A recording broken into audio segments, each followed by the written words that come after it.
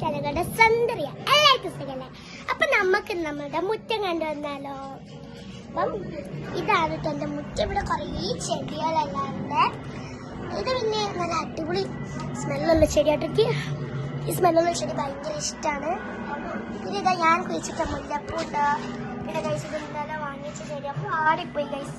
ഭയങ്കര സങ്കടമാണ് ഇങ്ങനത്തെ വാടിക്കെടുക്കുന്ന കാണാൻ. പിന്നെ ഇതാ നമ്മൾ ഇന്നലെ വാങ്ങിച്ച ചെടി കുറച്ച് കുഴിച്ചിടാൻ പറ്റിയിരുന്നു. അതെല്ലാം ഇവിടെ ഉണ്ട്. പിന്നെ അത് കുഴിച്ചിട്ടതെല്ലാം കേട്ടതാ. ഈ രണ്ടെണ്ണം കുഴിച്ചിട്ടത്. പിന്നെ ഇവിടെ ഇത് കുറേ രസമുള്ള സാധനങ്ങൾ. പിന്നെ ഇതാ നമ്മുടെ മുല്ലപ്പൂ.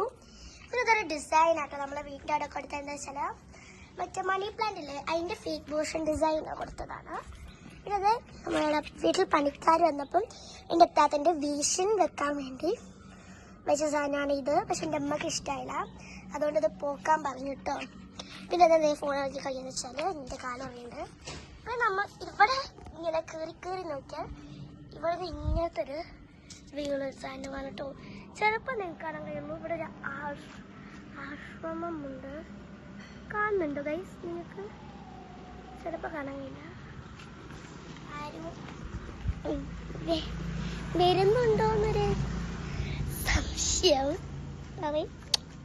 എനിക്ക് ആൾക്കാരെ കണ്ടെന്നാണ്, അതുകൊണ്ട് പാളി എന്ന് വേണമെങ്കിൽ പറയാം.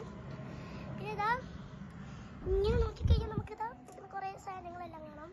ഇതവിടെ ഒരാൾ പോയിട്ടുള്ളതാ കാണിച്ചിടാം. അതൊരാൾ സ്കൂട്ടി കയറി പോണ കണ്ടാ. ചിലപ്പോൾ നിങ്ങൾ കണ്ടിട്ടുണ്ടാവില്ല, പക്ഷെ അവിടെ ഒരാൾ സ്കൂട്ടി കയറി പോയിട്ടുണ്ട്.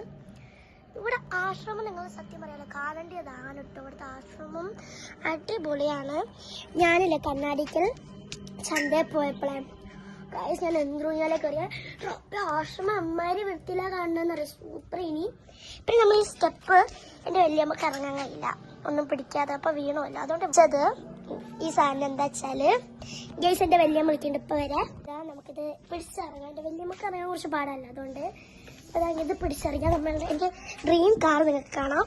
പിന്നെ അവിടെ കുറേ അരിച്ചാക്ക് പരിപാടികൾ വെച്ചിട്ടുണ്ട്. പിന്നെ നമ്മുടെ സോളാർ വെച്ചു. നമ്മൾ സോളാർ വെച്ചു.